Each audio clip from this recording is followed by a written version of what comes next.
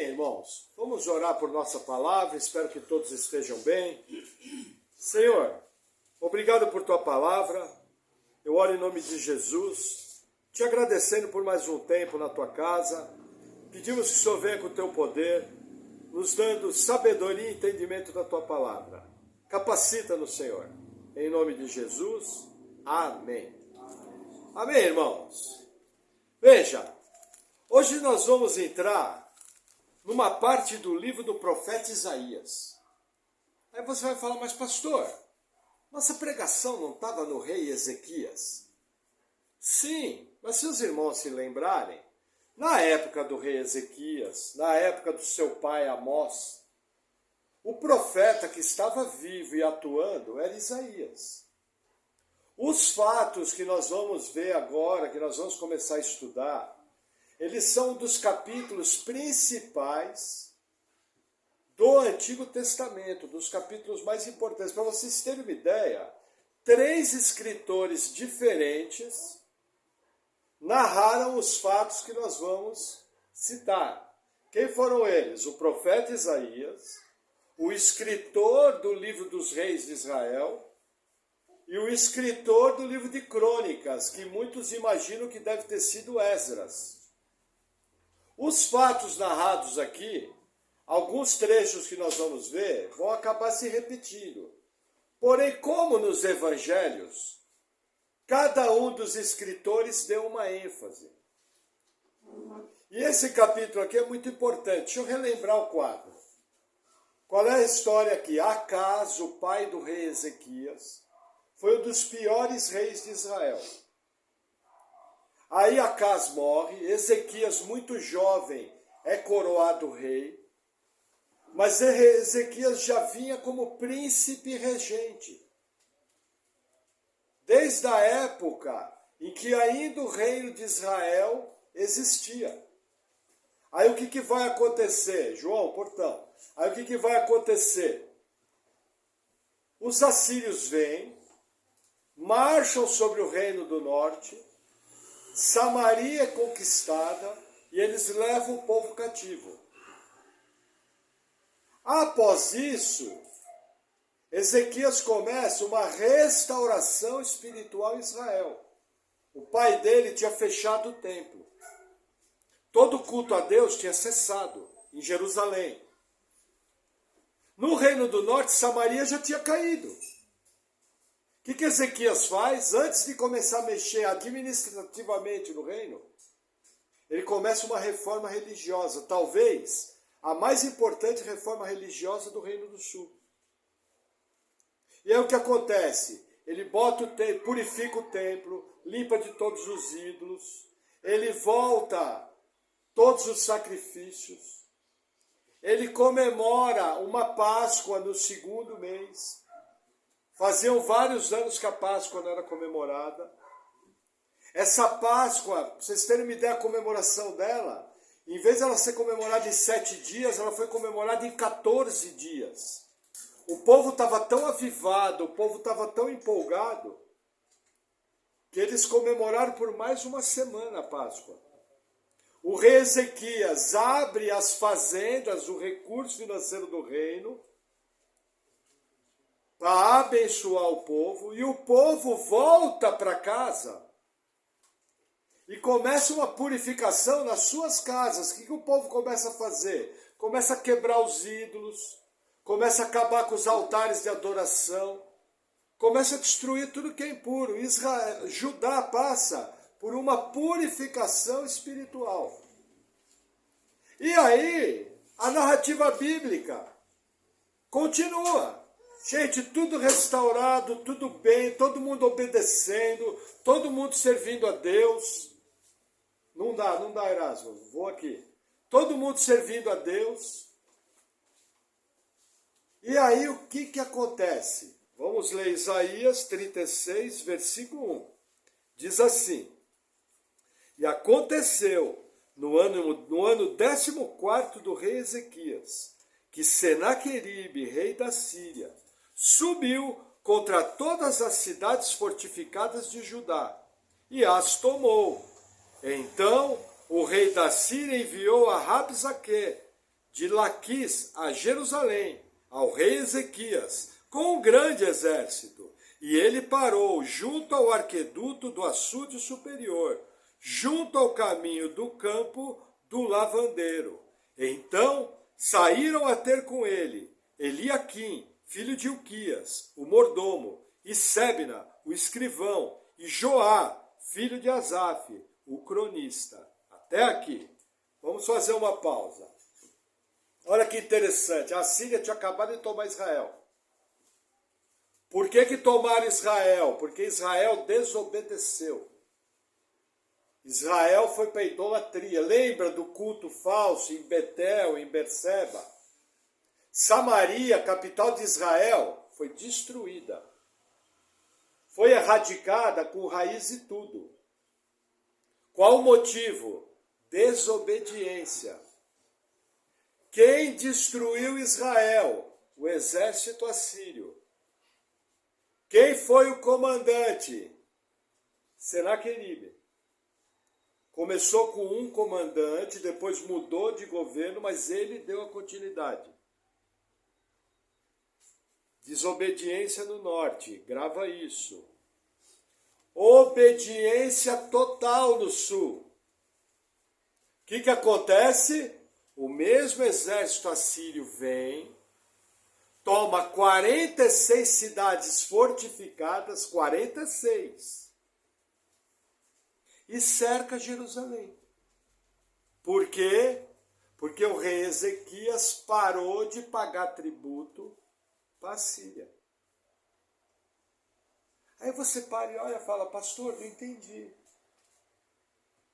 E realmente você olhando de bate-pronto não dá para entender. O reino do norte foi cercado e destruído por quê? Desobediência. Mas o reino do sul estava em plena obediência. Normalmente na nossa cabeça, se eu estou obedecendo a Deus, nada de mal acontece. Não é isso que a gente pensa? Correto? Vocês já pensaram assim? Eu já pensei. Eu, na verdade, inclusive, procuro obedecer a Deus, porque eu sei que obedecendo a Deus, eu colho coisas boas, ok? Mas esse texto fala exatamente o contrário.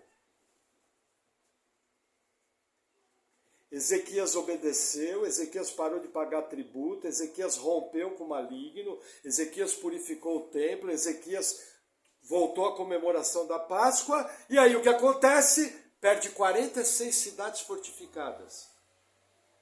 Não eram cidades abertas, eram cidades fortificadas. Não bastasse isso, a capital é fechada, cercada. Da mesma maneira que a capital do Reino do Norte é cercada. Na nossa mente, igreja brasileira do século 20 e 21, qual é a primeira coisa que a gente pensa quando algo ruim acontece? Tá com brecha. Ó, irmão, vigia aí, porque o irmão deve estar com brecha. Não é assim que a gente pensa? Gente, normal, quando algo ruim acontece, a primeira pergunta que eu tenho que fazer é o seguinte, Senhor, isso é uma disciplina tua? Existe alguma área da minha vida que eu tomei uma direção que não agrada o Senhor? Concorda que isso é saudável? Os irmãos concordam que isso aí é um cristianismo bíblico? Mas olha o caso aqui. O caso aqui é o seguinte, não tinha brecha. Ao contrário, tinha um avivamento. Ao contrário, o povo estava assim com Deus. E aí, sem mais nem menos, o mesmo exército que destruiu o Reino do Norte, entra no Reino do Sul, toma 46 cidades fortificadas, passa por cima. A arqueologia descobriu uma coisa chamada Estela de Senaqueribe, que foi um mural feito, uma pedra esculpida, contando a campanha militar contra Jerusalém. Inclusive o nome do rei Ezequias está nessa pedra. E a maneira que a pedra conta a história O que a Síria fez, a Síria literalmente atropelou. Não tomou nem conhecimento, atropelou, passou por cima. As 46 cidades fortificadas simplesmente foram atropeladas e nenhuma delas conseguiu resistir. Veja, vamos pensar do ponto de vista de Ezequias. É isso que eu estou tentando transmitir para vocês. Ezequias é um garoto. Ele viu o reino do norte ser destruído pelos assírios. Ele viu o povo ser levado cativo pelos assírios. Aí, assim que ele assume o poder, ele encontrou o problema. Desobediência. O que ele faz? Corrige tudo.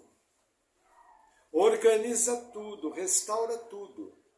O povo vai para casa, faz a mesma coisa, está tudo em ordem. Todo mundo congregando, todo mundo orando, todo mundo lendo Bíblia, todo mundo cuidando um do outro, está tudo em ordem. Só que aí o mesmo inimigo que destruiu o reino do norte vem e toma 46 cidades. E não para aí, vem e cerca Jerusalém. Nas outras narrativas, nós vamos ter que ver o que eles tiveram que fazer para que o exército assírio não jantasse eles logo de primeira. Isso está lá no livro dos reis. Mas o que eu quero que vocês entendam é o seguinte, na minha cabeça, obedeceu, foi abençoado. Desobedeceu, teve problema. Correto? Correto, só que tem mais uma coisa. Nem tudo é disciplina. Existe uma coisa chamada provação da nossa fé. E depois que nós acabarmos de ver toda a narrativa dessa história, o que nós vamos notar? Nós vamos notar que Ezequias e Isaías e a liderança e o povo, após essa crise, eles vão passar a ter outro relacionamento com Deus. Eles vão passar a ter outro conhecimento do poder de Deus. O que eu quero que vocês aprendam nessa história e que eu também vou tentar aprender junto? Existem problemas. O problema que é porque eu dei brecha, até é fácil de resolver. Eu me conserto com Deus e resolvo. Quando é uma disciplina, assim que você corrige o problema, a disciplina é removida. Agora, quando é uma prova, você vai ter que passar por toda a prova, como aconteceu com Jó. E se você olhar para trás na sua vida cristã, você vai perceber claramente que quando você passou por problemas, a maneira que você saiu do problema, você era muito mais íntimo de Deus. Você cresceu como pessoa. Você amadureceu como cristão. Os problemas, as provações e as lutas são uma ferramenta de Deus para nos amadurecer. Lembra aquilo que eu falo que existe no Novo Testamento, que é a teologia do sofrimento? O sofrimento nos quebranta, o sofrimento nos aproxima de Deus. O sofrimento nos coloca dependentes de Deus. Então o que eu pretendo aprender e pretendo que os irmãos aprendam? Como que eu tenho que me comportar quando o problema surge? Porque essa questão de quando é disciplina corrigir, os irmãos já aprenderam. Agora a questão é quando está tudo bem, e o médico olha para a sua cara e fala, olha, você está doente, e você tem 6 meses de vida. Isso é problema. Eu lembro da história de um professor do seminário batista. Esse professor foi diagnosticado com câncer terminal. O médico deu 3 meses de vida para ele. O seminário tinha em volta de 5.000 alunos. Eles não tinham o hábito de jejuar. Só que assim que ficaram sabendo da doença do professor, ele era um mestre muito querido, o seminário inteiro entrou num propósito de jejum. Em menos de 1 mês, Deus curou instantaneamente aquele professor. E o seminário todo se tornou mais íntimo de Deus. E o próprio pastor se tornou mais íntimo de Deus, o professor. Só que aí o que eu quero que você entenda é o seguinte, contando testemunho aqui é fácil. Bonito, não é bonito? O problema é que quando eu estou sentado na frente do médico, e você tem uma sentença de morte na sua frente. Vou falar por mim. Se eu ouvisse uma notícia dessa, meu estômago ia gelar. Eu ia ficar com cara de bacia, de tacho. Mas eu me conheço. Eu ia falar, bom, o Senhor sabe o que faz. Mas ia morrer de medo. E só ia ter uma certeza, se Deus não me curar, vou para a cucuia. Já era. Quando o problema chega, a atitude não é fácil. Quando o problema chega, nossos medos afloram. Quando o problema chega, a deficiência da nossa fé aparece. Quando o problema chega para valer, você chega à conclusão que é o seguinte, que a gente deveria ter chegado há muito tempo. Ou Deus põe a mão, ou eu estou vendido. E é essa questão que nós estamos vendo aqui. Amém? Vamos seguir na nossa leitura. Versículo 4. E Rabsaque lhe disse, ora, dizei a Ezequias, assim diz o grande rei, o rei da Síria, que confiança é essa em que esperas?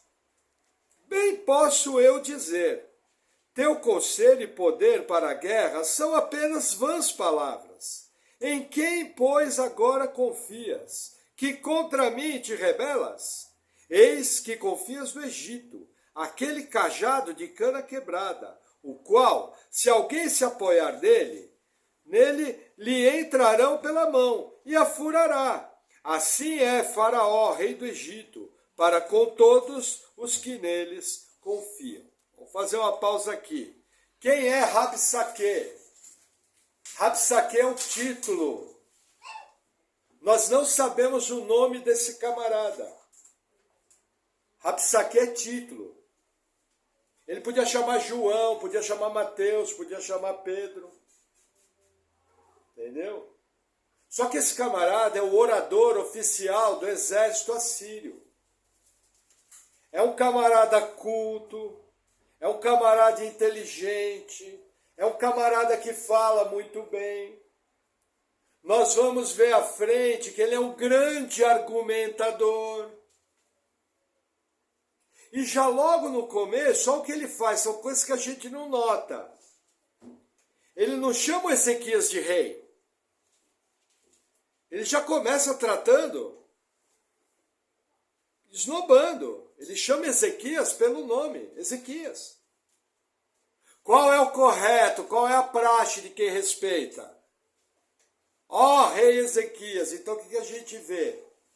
Surgiu a situação, primeira coisa que ele vem, ofendendo Ezequias.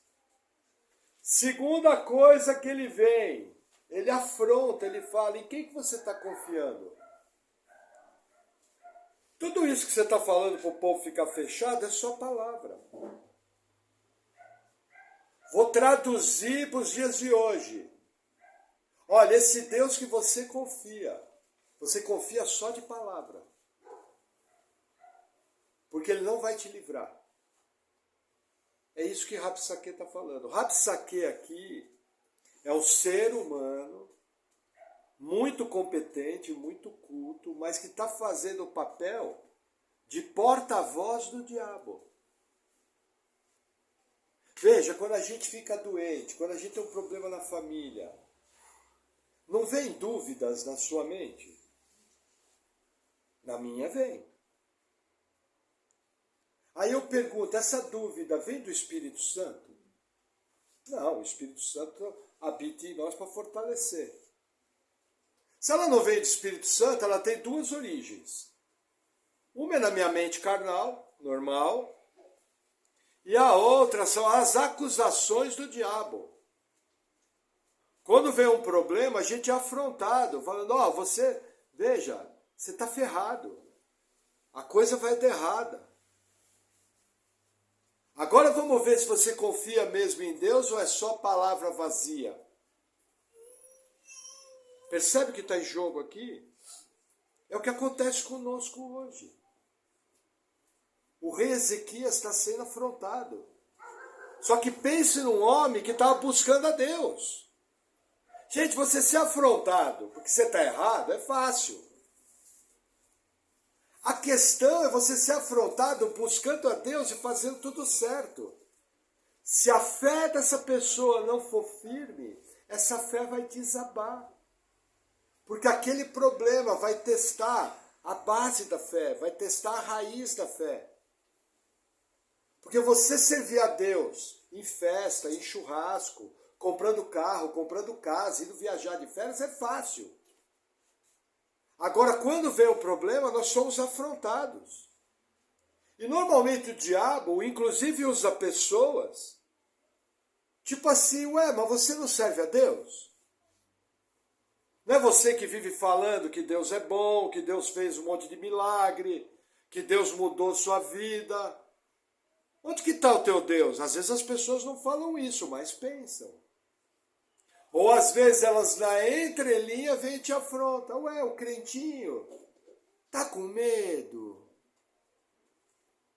Não é você que confia em Deus? O que está acontecendo aqui? Só que existe um agravante. Nós vamos ver mais à frente do texto que ele está fazendo isso na frente de todo o povo. Vocês imaginam a humilhação e a ofensa que o rei Ezequias teve?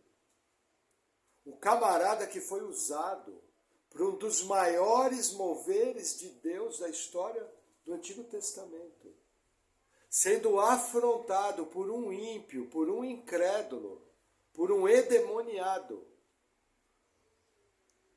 Só que era um endemoniado de fina grife, né? Que nem hoje em dia o pessoal que ataca os cristãos. É gente muito bem educada, gente muito culta, gente muito estudada. E muitos são debochados.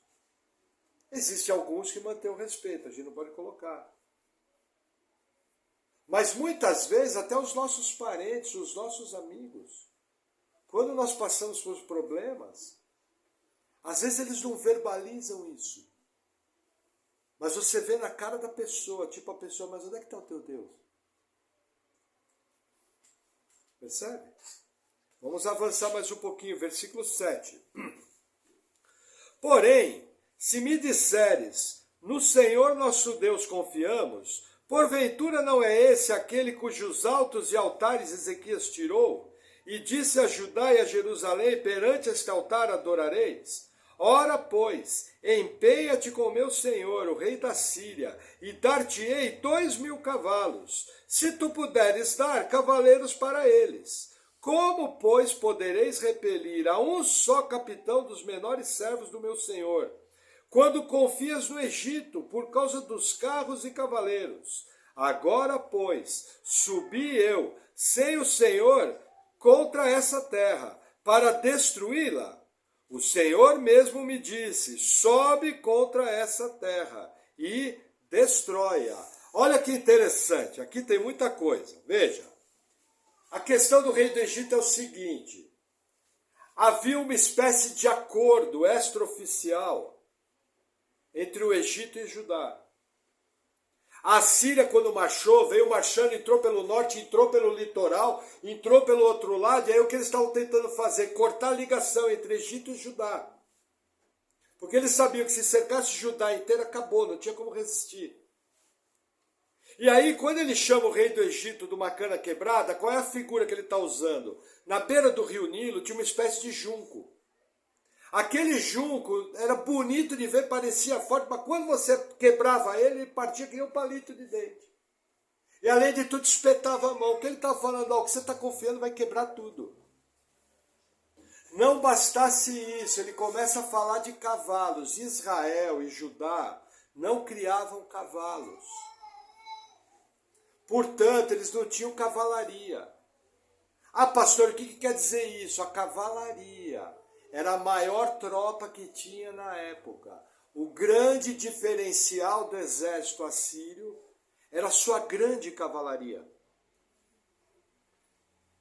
Israel não tinha como se defender da Síria. A verdade é essa. Tecnicamente, o que ia acontecer com Jerusalém é a mesma coisa que aconteceu com Samaria. Só que esse camarada vem zombando. O que ele está falando aqui? Fala o seguinte, eu vou te arrumar 2.000 cavalos. Mas você não tem nem 2.000 cavaleiros para subir em cima. Quer dizer, ele não veio apenas se respeitando, ele não veio afrontando, começou a zombar. Você já se sentiu zombado por incrédulos alguma vez? Eu já me senti. E aquela zombaria, o crentinho está triste. O crentinho está preocupado, a fé dele derreteu. É uma fé só de churrasco. É uma fé só de festa. É só para comemorar a Páscoa. É só para fazer sacrifício e comer um churrascão bom no templo de Deus. E agora, onde é que está o teu Deus? Percebe que está em volta aqui? E esse orador aqui, esse Rabsaque, é extremamente poderoso em palavras. E aí o que ele faz? Olha que interessante. Ele usa a própria Bíblia. Ele usa uma profecia do livro de Isaías, capítulo 10. Em que Deus fala, vamos lá, Isaías 10. Vamos lá, mesmo livro, Isaías 10. Para vocês entenderem.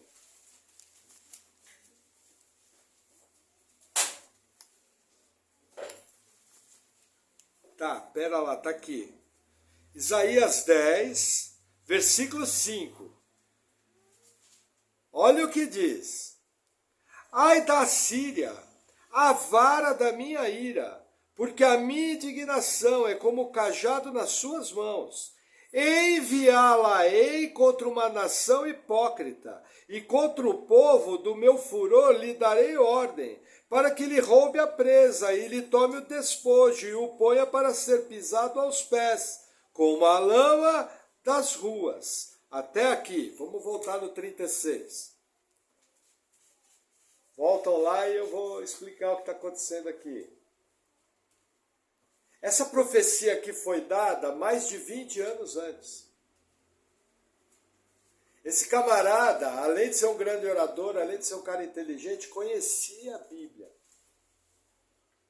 E ele vai buscar um texto bíblico que fala que a Assíria é a vara de juiz de Deus, e que Deus traria a Síria, e ele afronta Ezequias com a própria Bíblia. Vocês já viram essa história? Eu já vi, Jardim do Éden. A serpente falando para Eva, de certo não morrereis. E ainda a serpente fala o seguinte, olha, se você comer da árvore, você vai passar a ter o conhecimento do bem e do mal. Eu pergunto, o que aconteceu quando Eva comeu da árvore? Passou a ter o conhecimento do bem e do mal. A serpente mentiu nesse quesito? Não. Mas mentiu no outro. Percebe? Muitas vezes nós somos afrontados na própria Bíblia. As pessoas chegam para a gente e falam, mas não é o Deus que cura? Não estou entendendo, não é você que vive na igreja? Como é que você está passando essa prova? Você que fica falando que a gente é pecador, que a gente não pode ficar tomando pinga aqui, que a gente não pode ir para bailão, que a gente não pode ficar pecando. E aí, onde é que está teu Deus? O que você anda fazendo de errado? Percebe? Muitas vezes as pessoas nos afrontam com a própria Bíblia. É o que está acontecendo aqui. Olha a capacidade desse cara. Isso aqui não é um discurso jogado. É coisa bem acabada. Sabe quando vem aqueles argumentos? Por exemplo, uma vez, um professor chegou para um aluno e falou, a Bíblia fala que Deus abriu o Mar Vermelho. Só que, na verdade, não é que Deus abriu.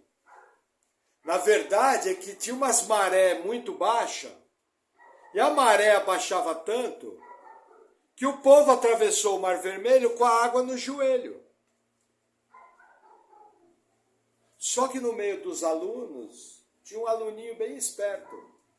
E o aluninho chegou, o professor levantou a mão e falou, professor, o que é? Nossa, como Deus é poderoso, né? Afogou o maior exército da terra com a água abaixo do joelho. Entendeu? Normalmente os ateus vêm com argumentos que parecem até... Se você não ouve claramente, você roda. Mas se você para ouvir, você pode mostrar para a pessoa o seguinte, se ele quer ser ateu, ele pode ser. Só que você ser ateu ou você ser crente, os dois são uma questão de fé. E eu vou te provar. Eu não posso provar para o ateu que Deus existe. Eu posso provar que Deus existe? Eu consigo provar matematicamente que Deus existe? Não. Mas o ateu também não consegue provar para mim que Deus não existe. Então cada um fica na sua fé. Isso aprendi com o presbítero Adalto Lourenço. Ele é um cientista cristão, quando ele encontra um ateu, ele fala, nossa, você também é um crente? Aí o cara fala, não, você não entendeu, eu acabei de falar que eu não acredito em Deus. Fala, não, eu entendi. Mas nem eu posso te provar que Deus existe, nem você pode me provar que ele não existe. Nós dois é uma questão de fé.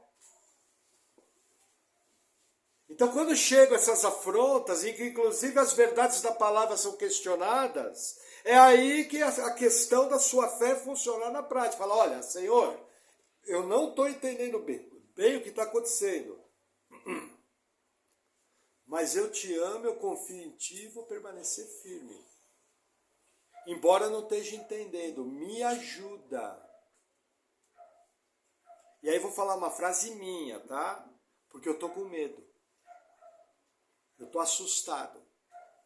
Então me ajuda na minha pequena fé. Amém? Vamos avançar mais um pouquinho, versículo 11.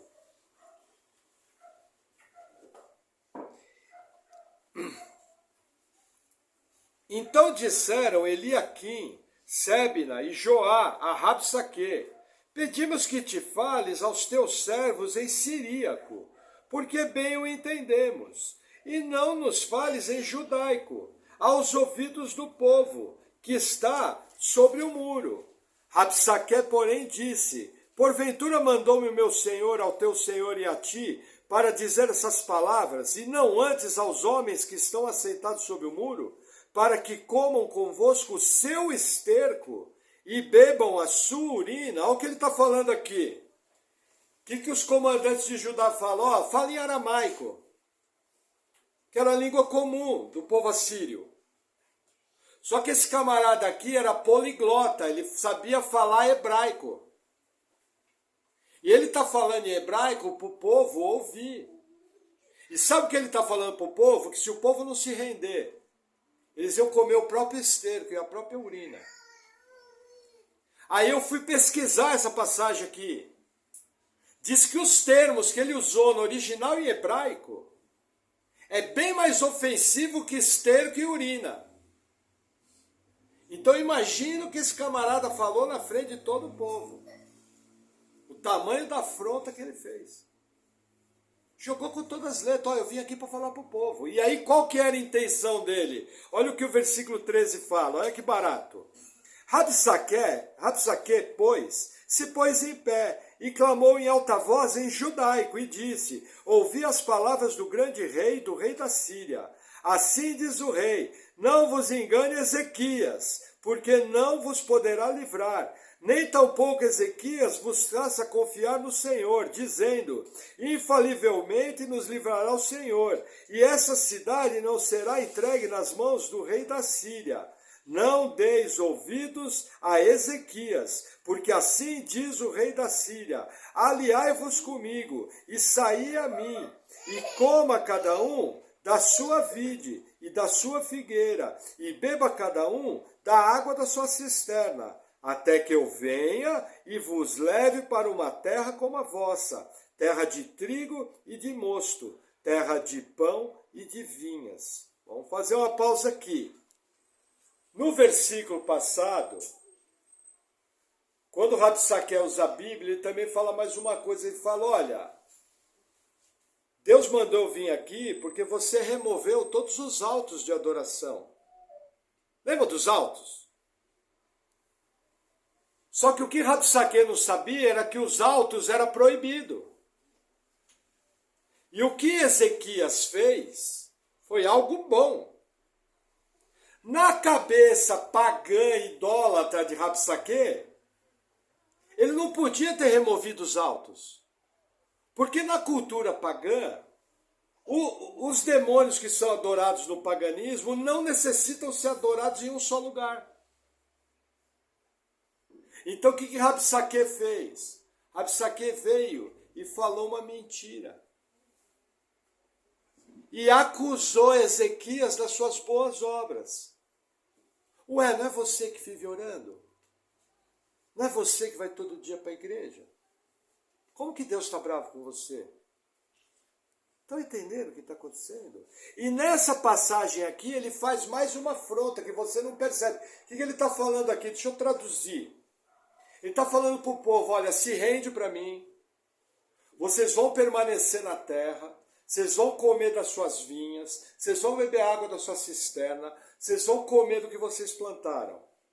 Até que eu venha, retire vocês da terra e transporte vocês para uma terra igual a essa, que mana leite e mel, igual. Essa é a proposta dele. Vocês se rendem, ficam vivendo bem, e depois eu vou vir buscar vocês. Ele propõe um acordo. Aí você fala, pastor, até que não é ruim. Você olhando assim de bate-pronto, não é ruim. Mas eu pergunto, quem é que deu a terra para o povo? Deus. Qual que era uma das promessas de Deus? Da terra. O que Rabsaque está fazendo? Vamos no popular. Está propondo uma aliança com o diabo.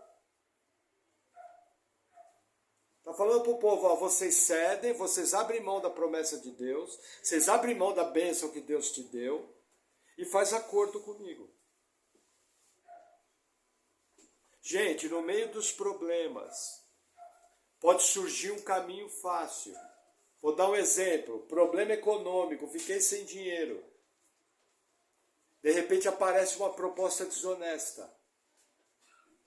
Você vai lá e se vende, e faz aquela proposta desonesta. Eu já tive um caso triste de um irmão que veio me contar uma bênção. Só que aquela bênção que ele veio me contar foi um livramento que ele teve através de uma atitude desonesta. Através de suborno. Através de corrupção. E na cabeça do irmão aquilo era bênção. Percebe? No meio do problema, muitas vezes o diabo, estou falando do diabo de uma maneira genérica, para os irmãos entenderem, tá? Um pacote todo. Sabe? Ele vai vir com propostas fáceis, ele vai vir com caminhos fáceis, ele vai vir com atalhos. Por exemplo, eu conheço irmãos que o médico olhou e falou, ó, vamos ter que amputar a perna. E o irmão chegou e falou, olha, Deus me deu essa perna e Deus me falou que ia me curar. Se eu tiver que morrer, morro com a perna. O médico olhou para a cara e falou, você vai morrer. Ele falou, doutor, não tem problema, porque Deus me disse que vai me curar. E o irmão segurou a onda. O que Deus fez? Curou. Vou te contar outros exemplos, que aqui vocês já ouviram histórias assim. A irmã está grávida. De repente o médico chega e fala, olha, ou é sua vida ou é a da criança. Todo mundo aqui já ouviu um testemunho assim. Doutor, o que o senhor quer fazer? Eu quero fazer um aborto. Senão você vai morrer. Aí a mãe fala, não, Deus me deu, Deus tira, o senhor não tira. Vive a criança e vive a mãe. Percebe os tipos de acordo? Nós não temos que aceitar, por exemplo, um filho doente. O médico vem com um decreto de doença. Aí você simplesmente desiste. A pergunta é, você vai ficar com a verdade bíblica, que fala do Deus poderoso, do Deus que faz milagre, que pode curar, que pode operar maravilhas na sua família? Ou você vai ficar com o decreto de doença e morte que vem do médico? Muitas vezes na nossa vida nós temos atalhos. Muitas vezes nós somos chamados a desistir. Às vezes são pessoas no negócio, às vezes são pessoas em restauração de casamento. O casamento está passando por uma restauração, aí surge uma crise. Aí o diabo vem com proposta, ó, não te falei que não ia dar certo? Separa dela que é melhor, separa dele que é melhor. Não tem jeito o caso de vocês, é o atalho. Mas Deus é o Deus que restaura, Deus é o Deus que é poderoso, Deus é o Deus que guia o seu povo. A pergunta é, você vai ficar com o relatório de Deus, com as promessas de Deus, ou você vai ficar com a afronta e o relatório do diabo? Essa é a pergunta, é o que está aqui no texto. A situação que está passando por Ezequias sou eu e você quando passamos por problemas. Eu só estou te mostrando como o maligno é sofisticado em dizer que Deus não é Deus, em dizer que Deus não tem poder, em dizer que Deus não faz, em olhar para sua cara e falar, não vale a pena servir a Deus. Você é um trouxa, você é um palhaço, você não passa de um fanático religioso, bobão, carregador de Bíblia, um otário. É isso que o diabo fala. Eu nunca te acusar de ser trouxa. Eu lembro da minha família, pessoa próxima. Já tive umas afrontas assim, o pessoal fala, nossa, o Maurício é inteligente. Não que eu seja, na verdade eu copio bem os outros. Eu sou meio burro, mas como eu copio bem e falo bem, a turma pensa que eu sou inteligente, que eu engano bem. É verdade, quem me conhece sabe que eu não sou tão esperto assim. Mas copiar, copio bem. E falar até que engano bem. Aí a pessoa chegou e falou, nossa, coitado, virou fanático religioso. Aí já teve pessoa que chegou e falou, não, seu pai é inteligente e tal. Pena que escolheu o caminho errado. Percebe? Isso aconteceu com vocês, gente. Pode ser que você nunca ficou sabendo, mas já falaram isso de você, com certeza. E quanto mais consagrado você for, quanto mais você buscar a Deus, mais você vai ser ofendido por causa da fé. Principalmente quando acontecem os problemas, porque aí é o momento da crise. O diabo não é trouxa, ele vai atacar você quando tem problema, ele não vai atacar você quando está tudo bem. Ele vem no ponto fraco, pô. Quando que Jó foi atacado? No ponto fraco, os amigos dele foram levantados para dizer que ele estava cheio de brecha.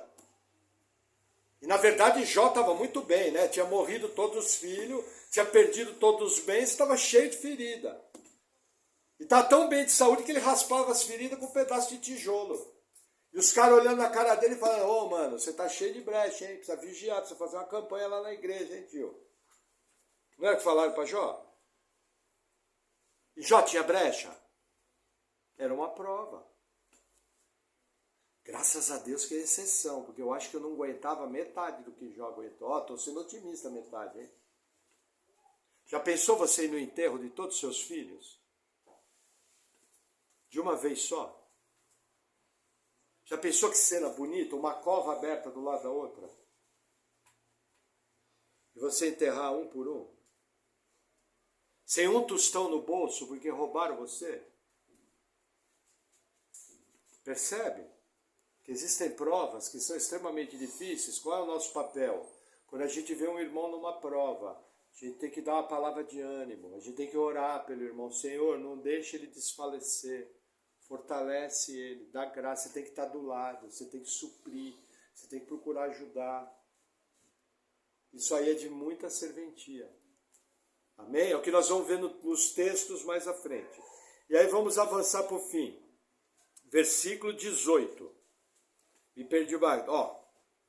Não vos engane Ezequias dizendo, o Senhor nos livrará. Porventura os deuses das nações livraram cada um a sua terra das mãos do rei da Síria? Onde estão os deuses de Amate e de Arpade? Onde estão os deuses de Sefarvaim? Porventura livraram a Samaria da minha mão? Quais dentre todos os deuses desses países livraram a sua terra das minhas mãos, para que o Senhor livrasse a Jerusalém das minhas mãos? Até aqui. Olha que interessante. O que ele vai falar? O que todo ímpio fala. Não é só os deuses dos crentes que é Deus. Não é o que eu sempre falo. Você fica falando que Jesus é o único Deus? Não. Tem o Buda, tem o Confúcio, tem lá Um monte de Deus. Deus é o que não falta. Tem a Shiva, não é o que os ímpios falam? Mesmo relatório. Seus parentes olham para você e falam, não, a gente serve também a Deus lá na feitiçaria. A gente serve a Deus lá na idolatria. Eles não usam essas palavras, né? Mas os irmãos estão entendendo que eu estou trocando palavras. É o mesmo Deus que vocês. É o que ele está falando aqui, percebe? Mesma afronta. Com a diferença de 3.000 anos. Mesmo ímpio, mesma afronta, mesmo diálogo, mesmo discurso refinado. Coisa bem elaborada para fazer você cair da fé. E aí o texto continua, versículo 21. Eles, porém, se calaram e não lhe responderam palavra alguma, porque havia mandado do rei, dizendo, não lhe responderei. Então Eliaquim, filho de Ilquias, o mordomo, e Sebna, o escrivão, e Joá, filho de Asaf, o cronista, vieram a Ezequias com as vestes rasgadas, e lhes fizeram saber as palavras de Rabsaque. O que aconteceu aqui? Ezequias falou, ninguém responde. Gente, isso é uma das aplicações do texto. Provérbios ensina, não repreenda o tolo na sua tolice. Quando você ouvir uma afronta, quando você estiver passando por um problema, e alguma pessoa próxima vier falar besteira na sua orelha, além de não dar ouvidos, não responda. Não responda ao tolo, deixa o tolo morder a própria língua e morrer envenenado. Percebe? Não responde, não entra em debate, não vale a pena. Só que olha que interessante, os servos de Ezequias rasgaram as vestes, que era sinal de penúria. E foram procurar o rei, dando todo o relatório. Chegaram lá, destruído. E aí olha o que acontece, capítulo 37, versículo 1. E aconteceu que, tendo ouvido isso, o rei Ezequias rasgou suas vestes e se cobriu de saco e entrou na casa do Senhor. Vamos fazer uma pausa aqui. Ezequias ouviu, o que ele falou? Vou lá quebrar a cara desse Rabsaque. Não. Rasgou as vestes e foi para o templo orar. Aqui é outro ensino. Irmãos, quando o problema chega, a primeira coisa que você tem que fazer é buscar Deus. Para se fortalecer. Senão você não aguenta. Senão você não dá conta. Você vai fraquejar. E aí a narrativa continua, versículo 2. Então enviou Eliaquim, o mordomo, e Sebna, o escrivão, e os anciãos dos sacerdotes, cobertos de saco, ao profeta Isaías, filho de Amós, e disseram-lhe, assim diz Ezequias, esse dia é dia de angústia, e de vitupério, e de blasfêmias, porque chegados são os filhos do parto, e força não há para dá-los à luz. Porventura o Senhor teu Deus terá ouvido as palavras de Rabsaque, a quem o rei da Síria, seu senhor, enviou para afrontar ao Deus vivo e para vituperá-lo com as palavras que o Senhor teu Deus tem ouvido? Faze oração pelo remanescente que ficou. E os servos do rei Ezequias foram ter com Isaías. Até aqui. Olha que interessante. Primeira coisa, Ezequias foi buscar Deus. Segunda coisa, foi buscar a liderança. Na hora do problema, você precisa de auxílio pastoral, você precisa de aconselhamento bíblico. Você precisa do conselho e o conforto de irmãos maduros na fé.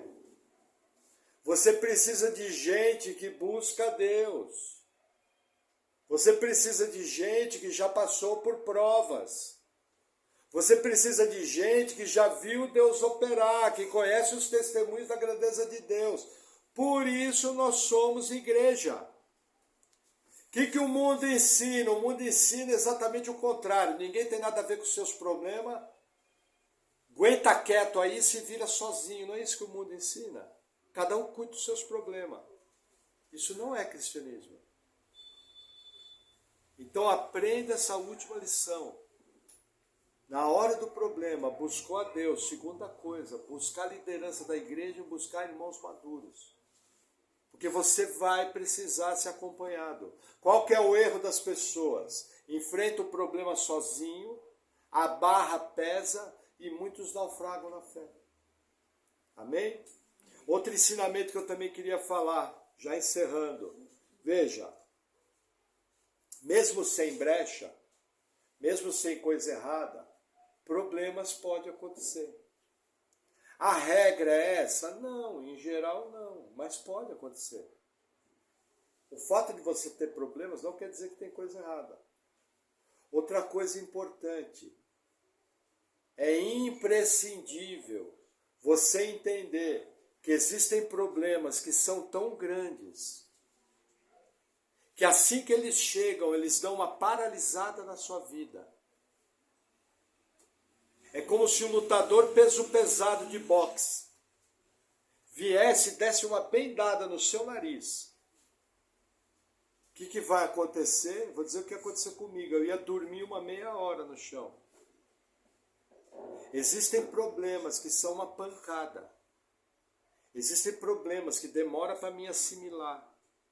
Existem problemas que minha vida paralisa no seguinte sentido: eu não consigo tirar o problema da minha cabeça.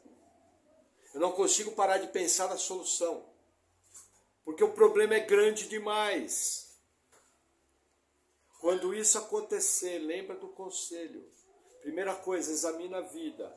É disciplina? Não. Bom, então uma aprovação. Senhor, aonde que o Senhor está nesse problema? O que o Senhor está querendo fazer na minha vida? Vai buscar Deus. E vai buscar seus líderes. E vai buscar irmãos mais maduros. É muito saudável na vida cristã eu ter irmãos queridos, próximos, que me apoiam em oração. Isso é cristianismo. Amém? Vamos orar?